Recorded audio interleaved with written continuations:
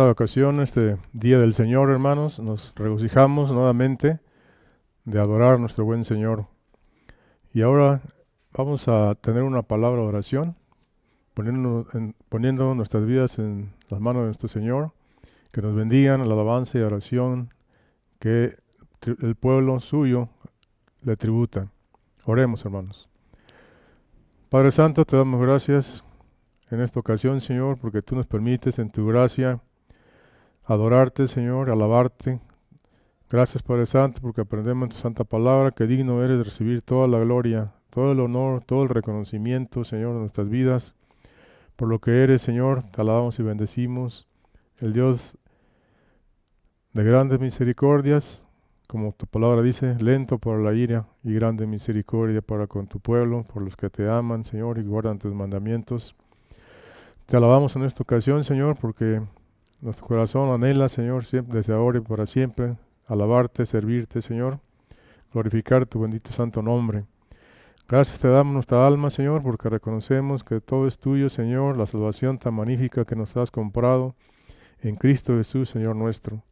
A Él y por Él te damos gracias, Señor, porque a través de este santo sacrificio nos has comprado redención, perdón de pecado nos has dado y vida eterna. A tu nombre sea la gloria, ahora y siempre, por tu pueblo, por cada redimido, por la sangre preciosa de Cristo Jesús, en quien te damos gracias y en que te glorificamos. Amén. Les invito ahora, hermanos, para que busquemos en nuestras Biblias el Salmo 98, versículos del 1 al 9, para leer, por favor, todos juntos. Salmo 98, versículos del 1 al 9.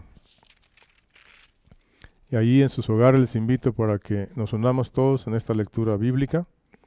La palabra de Dios dice: Cantad a Jehová cántico nuevo, porque ha hecho maravillas. Su diestra lo ha salvado y su santo brazo. Jehová ha hecho notoria su salvación. A vista de las naciones ha descubierto su justicia. Se ha acordado de su misericordia y de su verdad para con la casa de Israel. Todos los términos de la tierra han visto la salvación de nuestro Dios. Cantad alegres a Jehová, toda la tierra. Levantad la voz y aplaudid, y cantad salmos. Cantad salmos a Jehová con arpa y voz de cántico. Aclamad con trompetas y sonidos de bocina, delante del Rey Jehová.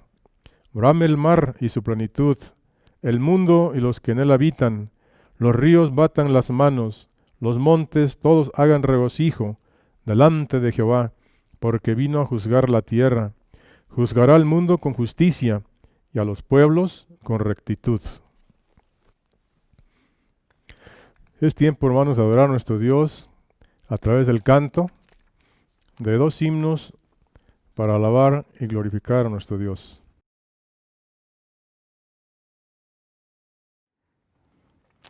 Nos da mucho gusto, hermanos, nuevamente reunirnos para alabar y glorificar el nombre de nuestro Dios. En Salmos 113, 1, 2 y 3 dice: Alabad, siervos de Jehová, alabad el nombre de Jehová, sea el nombre de Jehová bendito, desde ahora y para siempre. Desde el nacimiento del sol hasta donde se pone, sea alabado el nombre de Jehová. Les invito, hermanos, en su casa a abrir sus himnarios y buscar el himno número 36. Gloria a tu nombre, oh Dios.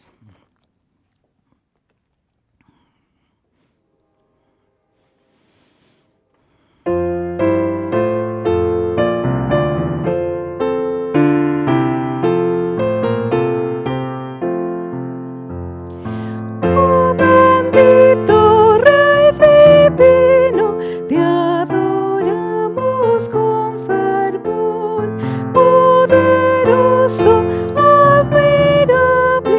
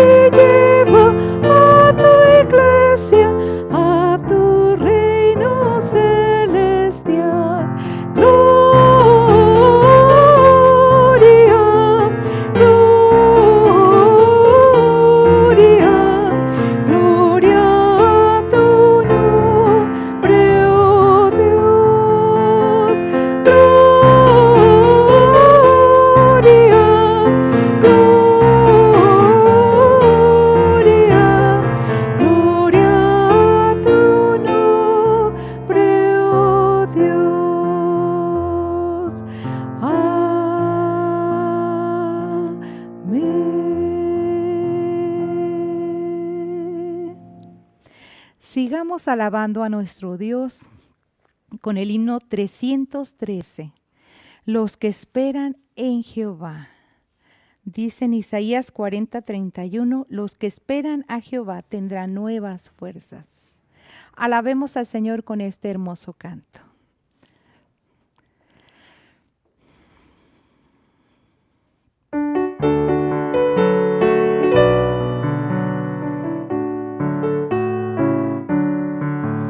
Los que esperan en Jehová, nuevas fuerzas poseerán, caminando sin descansar, nunca se fatigarán.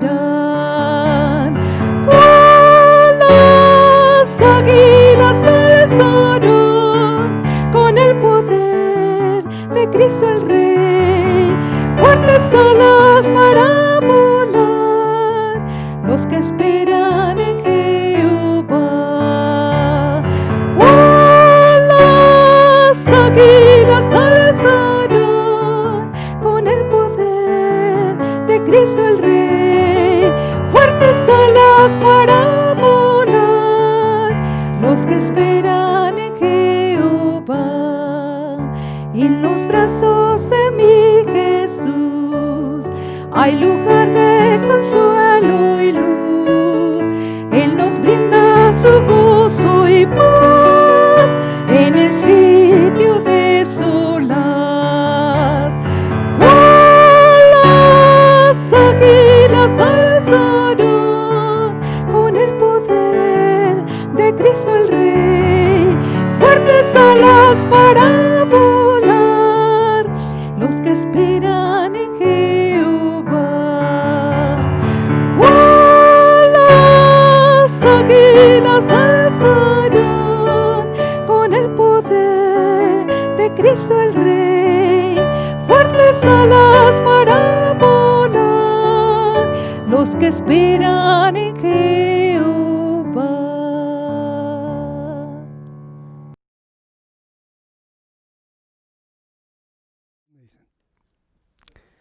Buenas tardes, hermanos. Una vez más es un motivo de alegría reunirnos en torno a la palabra de nuestro Dios para meditar en sus enseñanzas.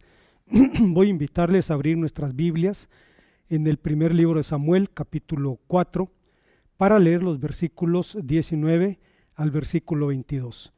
Primer libro de Samuel, capítulo 4, versículos 19 al 22. Si lo hemos encontrado, voy a pedirles por favor que me acompañen en la lectura de este pasaje. La palabra de nuestro Dios dice: y su nuera, la mujer de Pinjas, que estaba encinta cercana al alumbramiento, oyendo el rumor de que el arca había sido tomada y muerto su suegro y su marido, se inclinó y dio a luz, porque le sobrevinieron sus dolores de repente. Al tiempo que moría le decían las que estaban junto a ella: no tengas temor, porque has dado a luz a un hijo. Mas ella no respondió ni se dio por entendida. Y llamó al niño y cavó, diciendo: traspasada es la gloria de Israel, porque ha sido tomada el arca de Dios, y por la muerte de su suegro y su marido. Dijo pues: traspasada es la gloria de Israel, porque ha sido tomada el arca de Dios. En octubre de este año, el auto llamado apóstol Guillermo Maldonado, estrella de la televisión evangélica y pastor del Rey Jesús, una de las comunidades religiosas más crecientes de los Estados Unidos, anunció que su esposa, la profeta Ana Maldonado, le había pedido el divorcio. De inmediato el reverendo Maldonado movilizó sus recursos para tratar de apagar el incendio, pues trascendió que la razón de la petición del divorcio era infidelidad. Pero al margen de si esta acusación era veraz o no, lo cierto es que están en juego más de 120 millones de dólares, que sería el valor de la mitad de la empresa religiosa de los Maldonado. Pero inevitablemente el escándalo trascendió y ahora los medios hacen escarnio no solo de los mercenarios del Evangelio, sino del Evangelio mismo. Ya el apóstol San Pablo había dicho que entre los incrédulos el nombre de Dios es vituperado por la codicia de los traficantes de la credulidad, Lo dijo en su carta a los Romanos capítulo 2, versículo 24. Pero realmente nada de esto es nuevo. En diversos relatos bíblicos Dios parece salir derrotado y escarnecido por sus enemigos, ante lo cual aparentemente Él no hace nada. Es justamente lo que ocurrió en esta historia, en el relato que nos ocupa. En un solo día Israel recibió una aplastante derrota, su liderazgo fue cercenado y el arca del pacto, su símbolo religioso más importante, fue capturado y exhibido como despojo de guerra en el templo de un ídolo muerto. Hay días que parecen malditos, al menos para Job, como lo dice en el capítulo 3, versículos 1 al 5 de su libro, y para Jeremías, como lo dice en el capítulo 20, versículo 17 de su profecía. Días como el día de Caboz, en que pareciera que los paganos y sus dioses falsos prevalecen sobre el pueblo de Dios y sobre Dios mismo, como si la gloria de Dios pudiera ser arrancada de su pueblo. ¿Por qué Dios permite días así? Creo que el texto nos sugiere cuando menos 3 respuestas. Veamos cuáles son. La primera respuesta, hermanos, que encontramos respecto al tema que hemos titulado Las razones del día de Icabod, es que este día es un día para la revelación del juicio divino. El relato que nos ocupa es trágico. Describe un escenario en el que el cielo parecía caerse a pedazos. Israel había sido derrotada, su liderazgo arrancado de cuajo y el signo visible de la presencia de Dios en medio de su pueblo les había sido arrebatado. Era como si la gloria de Dios hubiera sido secuestrada, como si Dios hubiera abandonado a su pueblo. Cuando la mujer de Pinjas oyó la tragedia, estando en gravidez avanzada, le sobrevino el parto y agonizante llamó a su hijo sin gloria, porque 2 veces dijo: la gloria del Señor ha sido traspasada. ¿Qué quería decir esta mujer? Empezando por el principio y de forma muy general, la gloria de Dios es descrita como la majestad esplendorosa, la magnificencia que acompaña a su presencia. Aunque reconoce que es imposible definirla, John Piper dice que la vindicación de la gloria de Dios es el fundamento de nuestra salvación y la exaltación de la gloria de Dios es la meta de nuestra salvación. Dice que la gloria de Dios es la meta de todas las cosas, la meta unificadora de la historia, la fuente y la suma de todo gozo pleno y duradero. Todo esto demuestra que la gloria de Dios no consiste ni en las riquezas ni en el poder en los que confían en la justificación por logros, que el esplendor de los logros humanos no puede justificar a nadie y mucho menos impresionar a Dios. Por otra parte, el término que la Reina Valera 60 traduce como traspasar, la palabra hebrea galá, tiene básicamente 2 significados, el de descubrir y el de desterrar.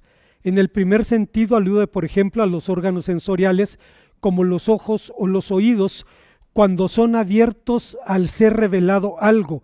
Y podemos recordar aquel pasaje del libro de Ruth, capítulo 4, versículo 4, en el que Boaz reveló al oído del fulano, su pariente, el regreso de Noemí y la necesidad de redimirla, o cuando el Señor reveló al oído de Samuel la llegada al día siguiente de Saúl, a quien debía ungir como rey sobre Israel, según el primer libro de Samuel, capítulo 9, versículo 15.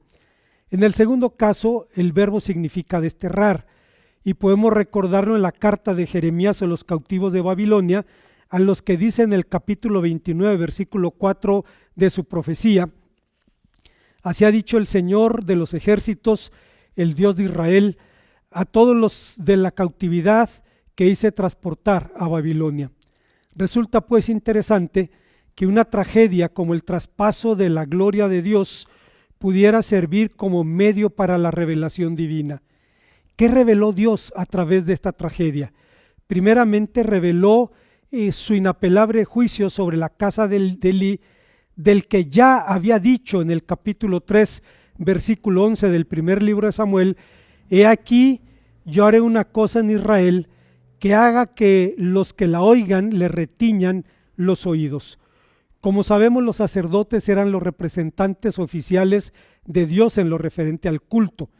Tenían la responsabilidad de oficiar el culto e instruir al pueblo en el conocimiento de la ley del Señor. Pero lo único que la palabra de Dios nos dice respecto a los hijos de Elí es que eran tan depravados que eran llamados Bnei Belial, que significa hijos de Belial. Ahora resulta claro por qué se dice que los hijos de Elí no conocieron al Señor.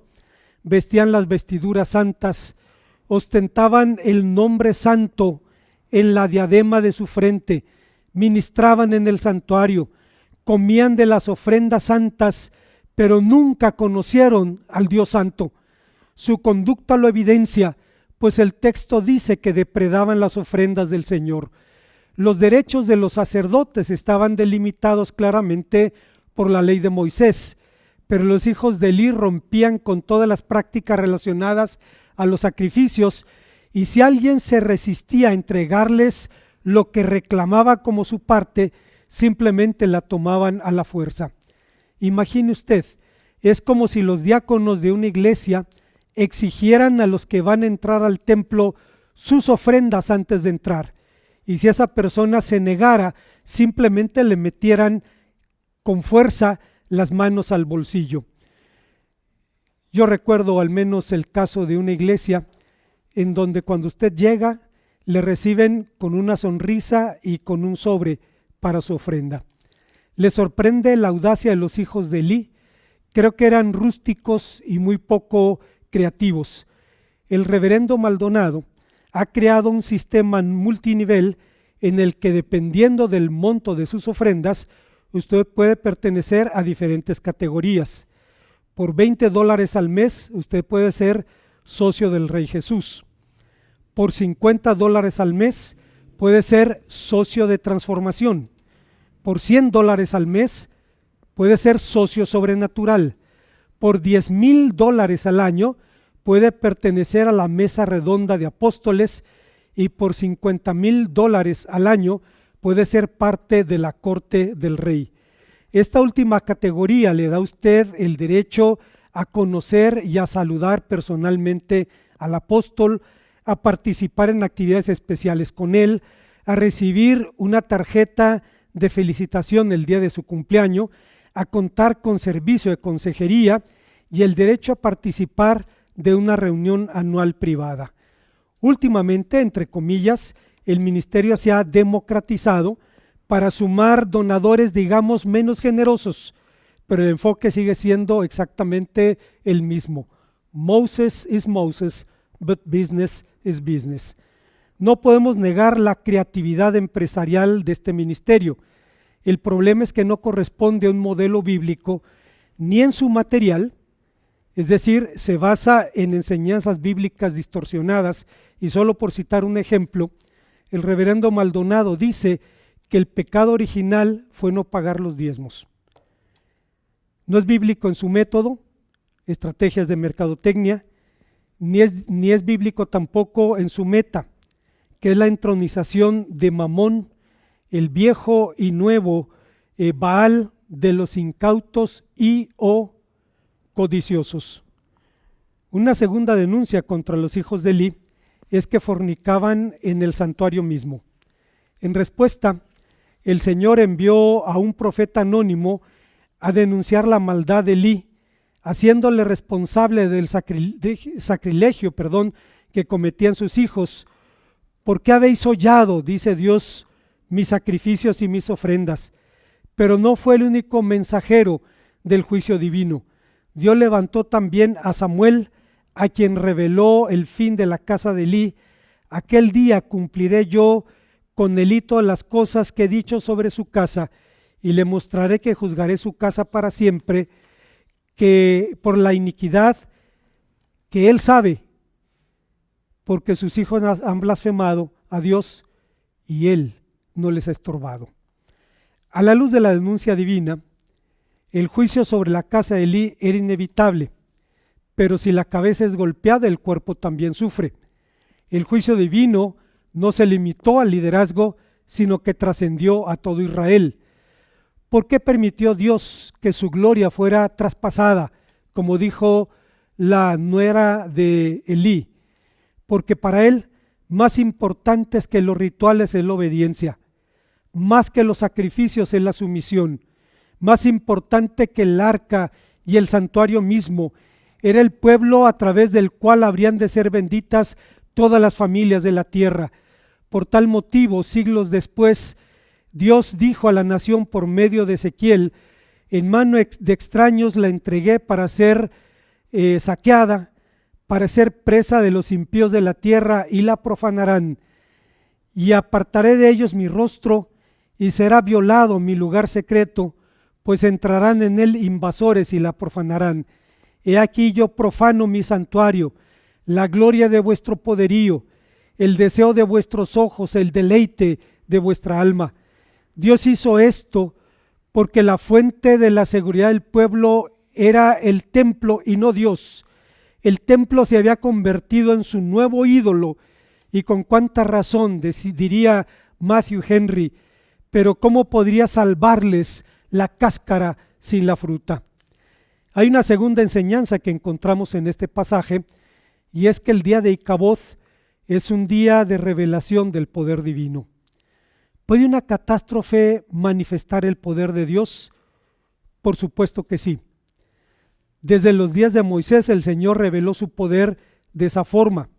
De hecho, advirtió a Moisés sobre la oposición que enfrentaría en Egipto, diciéndole: yo endureceré el corazón de Faraón y multiplicaré en la tierra de Egipto mis señales y mis maravillas, y Faraón no os oirá, mas yo pondré mi mano sobre Egipto y sacaré a mi ejército, mi pueblo, a los hijos de Israel de la tierra de Egipto con grandes juicios, y sabrán los egipcios que yo soy el Señor cuando extienda mi mano sobre Egipto y saque a los hijos de Israel de en medio de ellos.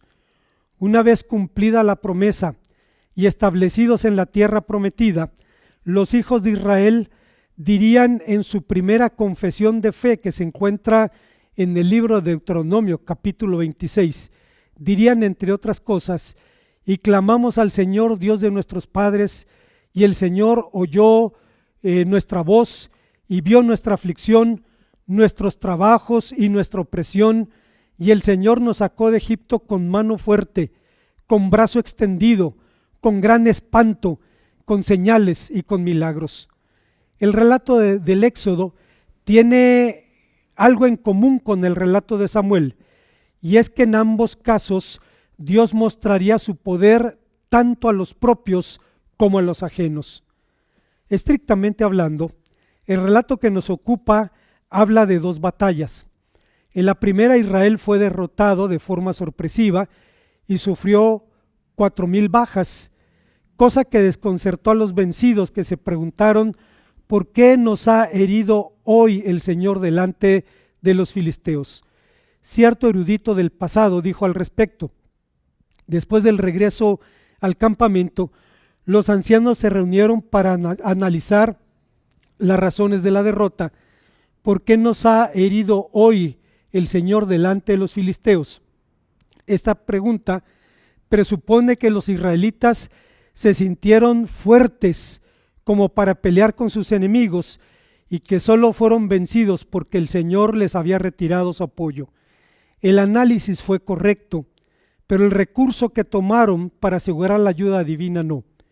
En vez de razonar y de pedir el apoyo divino en oración y confesar sus pecados, su decadencia espiritual, decidieron traer el arca del pacto, creyendo que Dios había enlazado su presencia con ese artefacto como el trono de su salvación, de su revelación, y que él llegaría al campamento con el arca y vencería fácilmente a sus enemigos. Cuando el estruendo del campamento hizo saber a los filisteos que el arca había llegado, estos dijeron aterrados: ¡ay de nosotros! ¿Quién podrá librarnos de la mano de estos dioses poderosos, de estos dioses que hirieron a Egipto con toda plaga en el desierto? Esforzaos, oh filisteos, y sed hombres, para que no sirváis a los hebreos como ellos nos han servido a nosotros. Sed hombres y pelead. Es interesante que los filisteos se aterrorizan y aunque tenían una información muy difusa del Éxodo, decían que Dios había probado a Egipto en el desierto. La verdad es que sabían muy bien que se trataba de un Dios poderoso y entendieron que tenían que esforzarse más que nunca.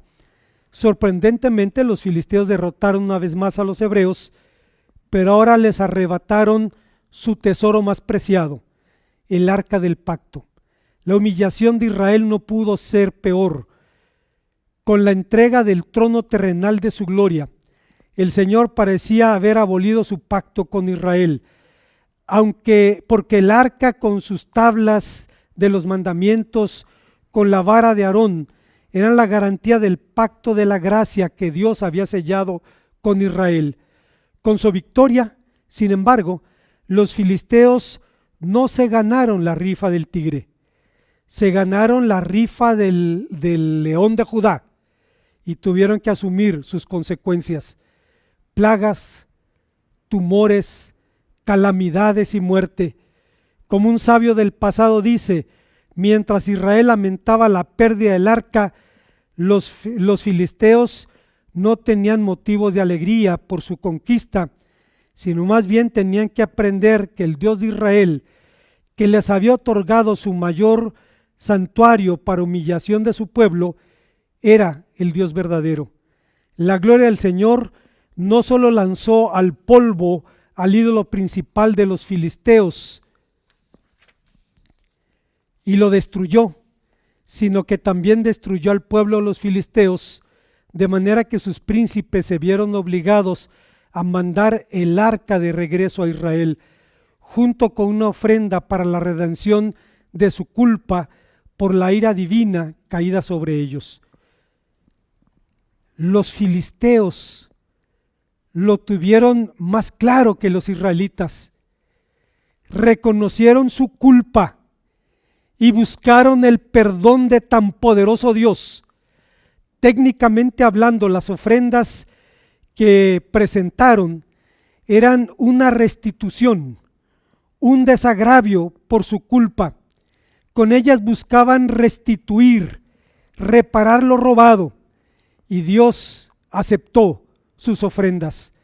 Hasta entonces los filisteos habían saqueado impunemente al pueblo de Dios, pero cuando quisieron robar a Dios mismo, entendieron, hermanos, que era una cosa diferente. Un detalle secundario pero interesante de este relato es que el nombre Dagón significa pececillo y se deriva del nombre hebreo Dag, que significa pez. Era un dios mesopotámico de la fertilidad.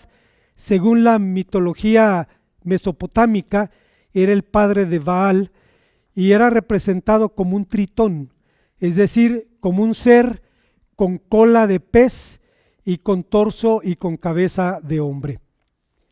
Hay una tercera y última enseñanza en este pasaje, y es que el texto nos enseña que el día de Icabod es también un día para la revelación de la gracia divina.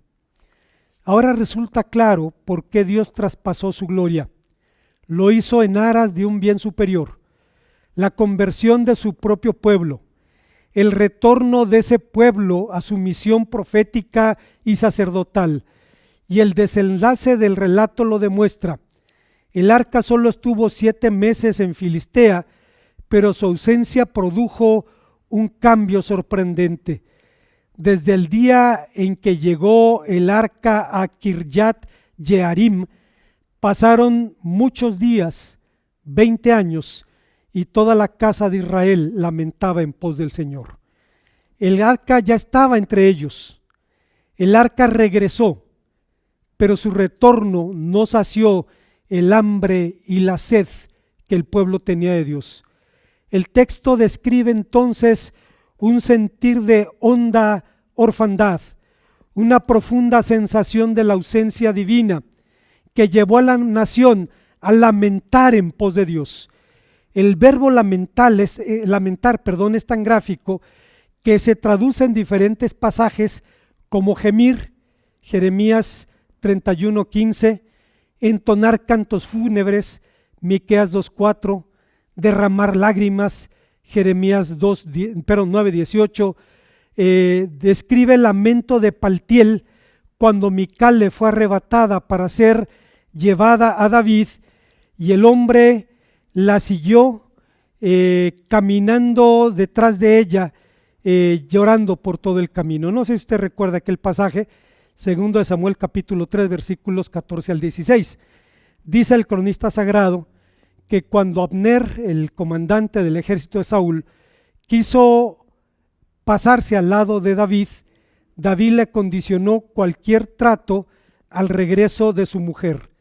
Abner regresó, tomó a la antigua mujer de David, que ahora tenía un marido llamado Paltiel, y simplemente la llevó a David. Cuando iba a las orillas del Jordán, Paltiel caminaba llorando detrás de su mujer, y de una manera lo vio Abner, que dice la escritura, solo le dijo: regrésate a tu casa, y el hombre se regresó. Obviamente la contrición de Mizpa fue una evidencia del moverse de Dios, de la gracia llevando al pueblo a Dios mismo. La nación había llegado a un punto de inflexión. Samuel hizo entonces un triple llamado al pueblo. Lo llamó a una genuina conversión, a volver a Dios con todo el corazón. Lo llamó también a preparar su corazón al Señor. El término hebreo que se traduce como preparar alude a la idea de colocación, firmeza, estabilidad y duración. Y finalmente también llamó al pueblo a un servicio exclusivo al Dios único y verdadero. Como sabemos, hermanos, en la Biblia, en el Antiguo Testamento concretamente, servir tiene un sentido más relacional que funcional. No describe actos de asistencia personal, no como por ejemplo cuando se habla de Josué, servidor de Moisés. No tiene un sentido propiamente ministerial, como cuando decimos este pastor tiene 20 años o 30 años de servicio. Tampoco describe a los actos del culto, pues aunque el servicio y el culto, aunque Dios llama servicio al culto, el servicio y el culto no son algo esencialmente litúrgico.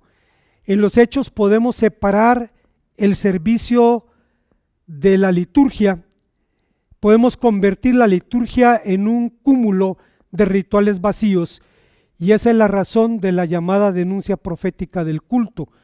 Usted recordará Isaías 29:13, donde el Señor dice por medio del profeta: este pueblo de labios me honra, pero su corazón está lejos de mí, y mi temor es un mandamiento enseñado por los hombres.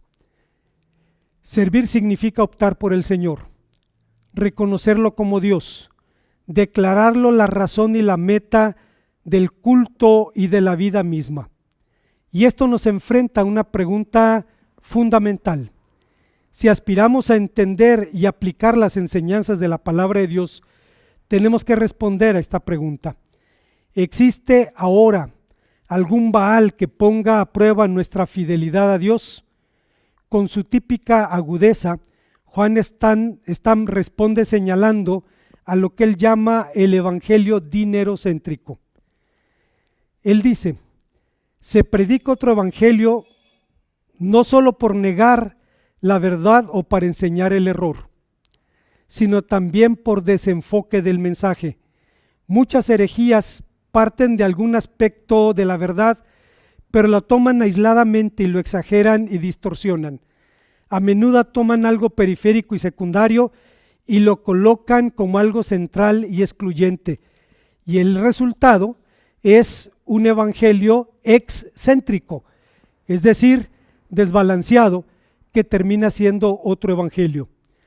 Una verdad fuera de proporción y fuera de enfoque bíblico fácilmente se convierte en herejía. Es el caso de la teología de la prosperidad. Parte de enseñanzas bíblicas secundarias y las hacen centrales, definitivas, y contradicen, a lo mejor sin darse cuenta, enseñanzas mucho más claras y centrales de las Escrituras. Es cierto que la Biblia dice que la bendición del Señor enriquece. Y cita también la prosperidad de Abraham y de otros personajes, pero todo el énfasis bíblico cae más bien en la justicia y en la igualdad, en la legislación social y económica en Israel, y especialmente en el año sabático, con su cancelación de las deudas y las leyes de ayuda a los pobres, y en el año del jubileo, que incluye una reforma agraria y una legislación social. Los predicadores de la prosperidad se inventaron una supuesta ley de la siembra, malinterpretando 2 Corintios 9, convirtiendo una simple figura agrícola en una especie de ley natural, automática, comparable a la ley de la gravedad. Pero olvidan que el tema central del pasaje, estamos hablando de 2 Corintios capítulo 8 y capítulo número 9, lejos de ser fórmulas mágicas para acumular riquezas, es la invitación a los corintios a demostrar gratitud a Dios, precisamente ayudando a los pobres de Jerusalén. En 1 Corintios 9, versículos 8 y 9, el versículo previo a la analogía agrícola, lo vemos claramente. En este pasaje, el modelo, escuche por favor con atención, el modelo es aquel que siendo rico se hizo pobre por nosotros.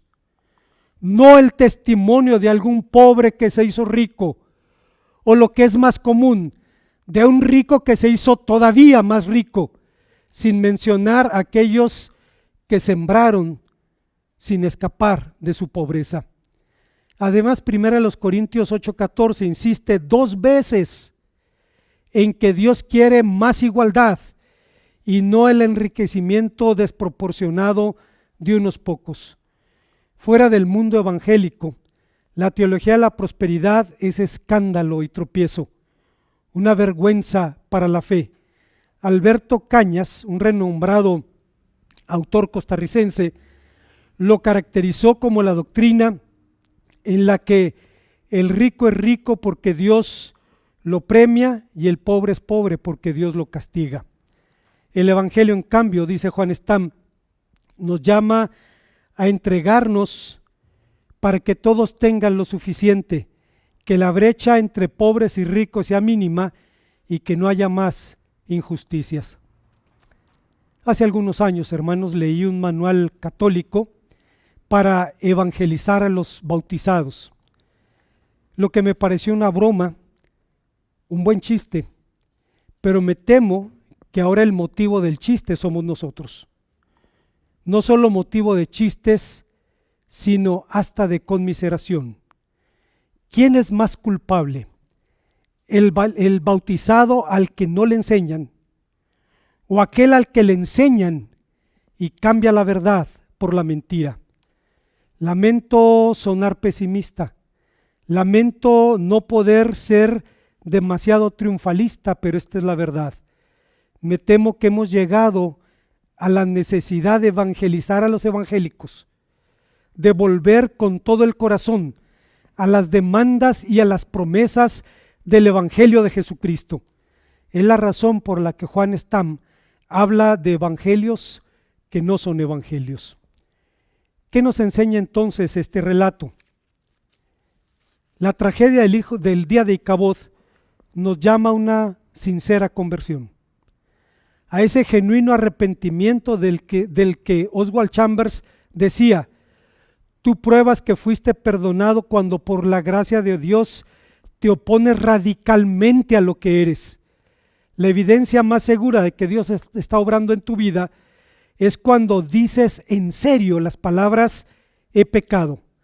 Algo menos que esto es simple remordimiento, un acto reflejo causado por un disgusto contigo mismo. La entrada al reino de Dios solo se llega a través de los agudos dolores del arrepentimiento que golpean la respetable bondad del hombre. Luego el Espíritu Santo empieza a formar a Cristo en la vida del creyente y esta nueva vida se manifiesta en un arrepentimiento consciente seguido de una santidad inconsciente. El arrepentimiento es un don de Dios. Nuestros hermanos, los antiguos puritanos, solían orar a Dios pidiéndole: danos el don de las lágrimas. Como conclusión, desgraciadamente no será la última vez en la que hablemos de escándalos en el mundo cristiano, de escándalos que vituperan el nombre de Dios. Tal vez por eso hay quienes dicen que no se debe hablar de estas cosas, que no se debe hablar de estos escándalos, porque hacerlo es actuar como buitres que festinan un cadáver. Ciertamente la Biblia nos llama a la mansedumbre frente a la caída del hermano, Gálatas 6:1. Nos advierte que aquel que cree estar firme mire que no caiga, 1 Corintios 10:12. Pero no se trata de celebrar una tragedia familiar como la del señor Maldonado.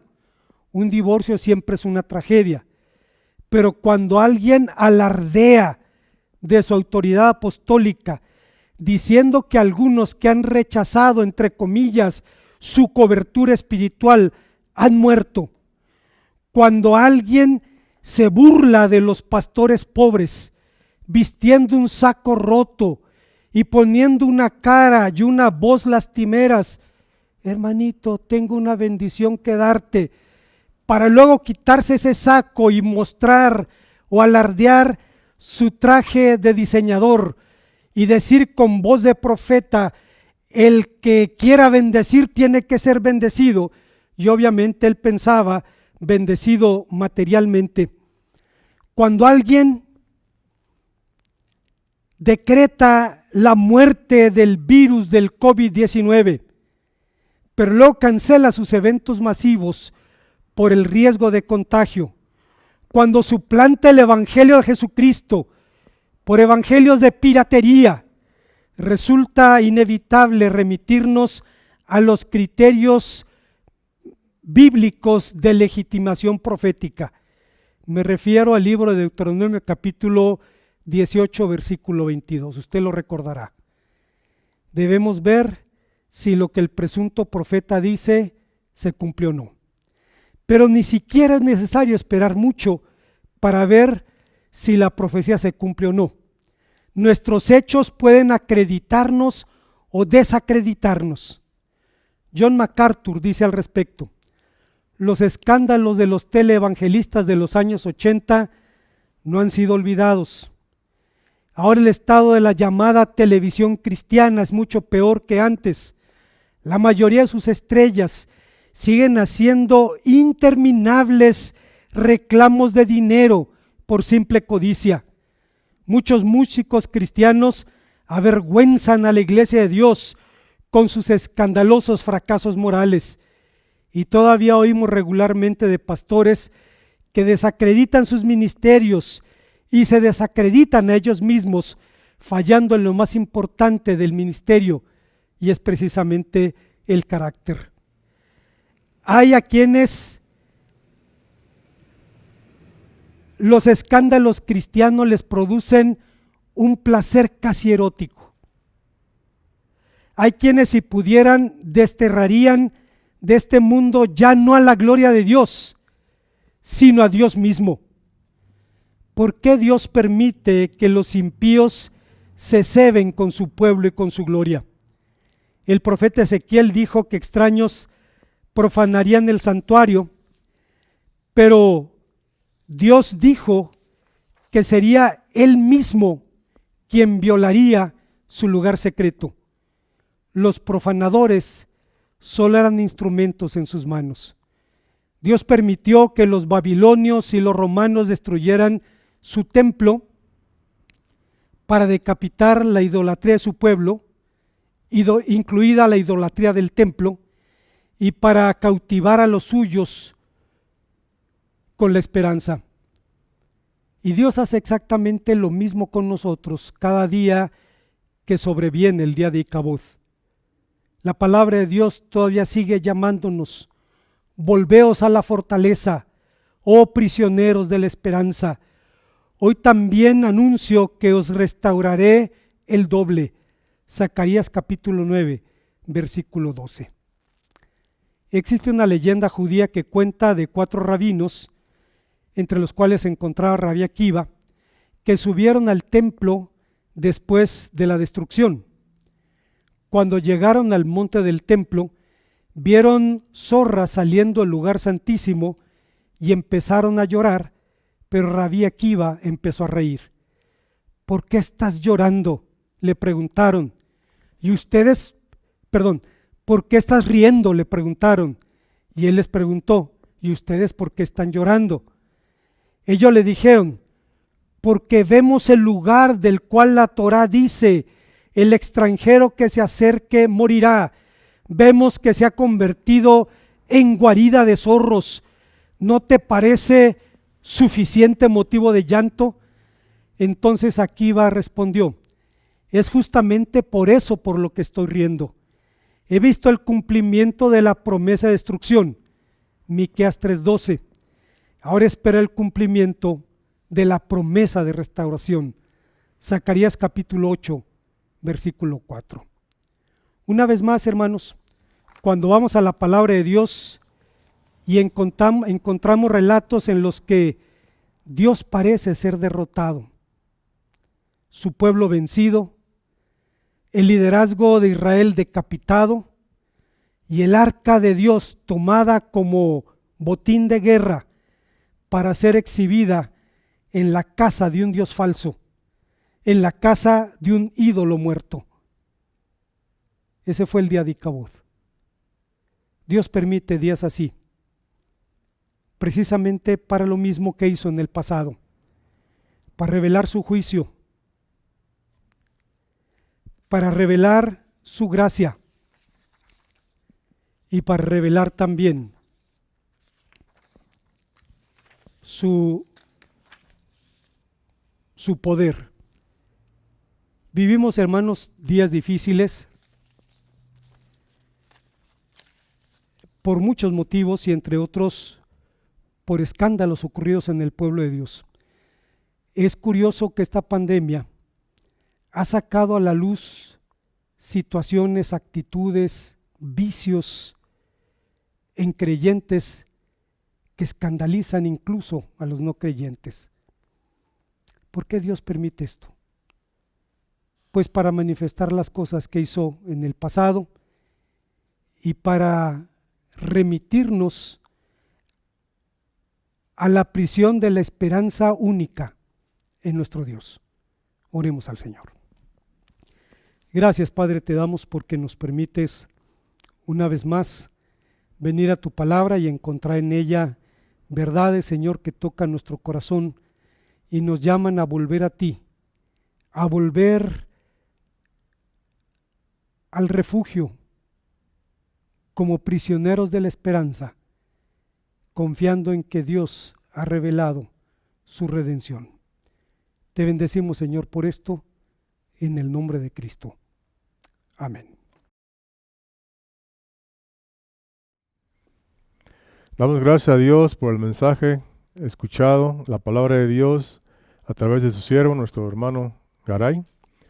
Gracias porque Dios habla a su pueblo en toda circunstancia y nos enseña y nos guía en su gracia y su bondad y en su santa palabra.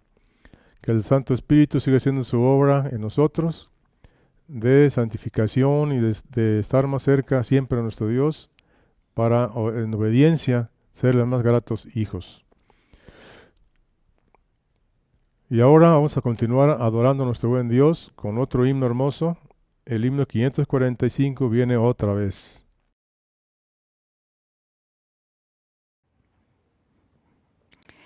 Dice la palabra del Señor en Lucas 21:27. Entonces verán al Hijo del Hombre que vendrá en una nube con poder y gran gloria. Les invito, hermanos, a cantar el himno Viene otra vez.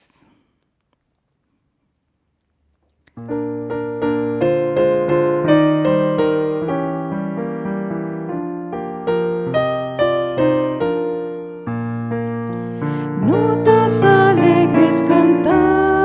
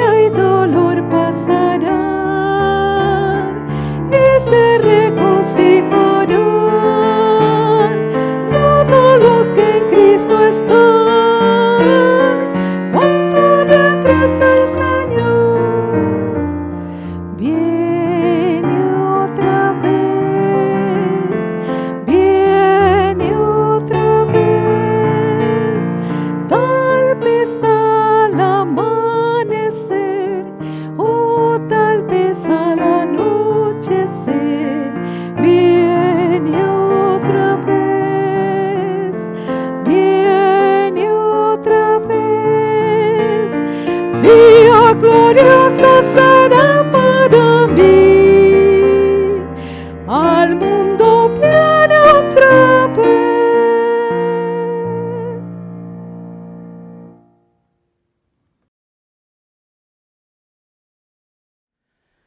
Lamentamos, hermanos, informar que ha sido imposible reanudar las actividades presenciales de nuestra iglesia debido a problemas con el COVID-19. Hay familias de la iglesia que han contraído el contagio y esto hace riesgoso que podamos congregarnos.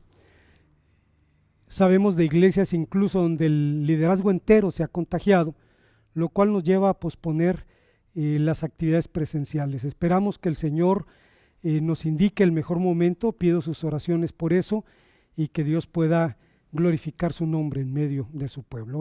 Oremos a nuestro Dios. Gracias te damos, Padre, porque nos permites concluir este tiempo de adoración y ahora dispuesto, Señor, a concluir este tiempo de reflexión y alabanza, queremos rogarte, Señor, que toques nuestra vida y que tu Espíritu Santo nos diga lo que tú quieres que oigamos. Dispuesto, Señor, a concluir este tiempo, te rogamos que el amor tuyo, que la gracia de nuestro Señor Jesucristo, que la comunión de tu bendito y santo Espíritu sean con cada uno de nosotros, ahora y siempre. Amén. El Señor nos bendiga, hermanos.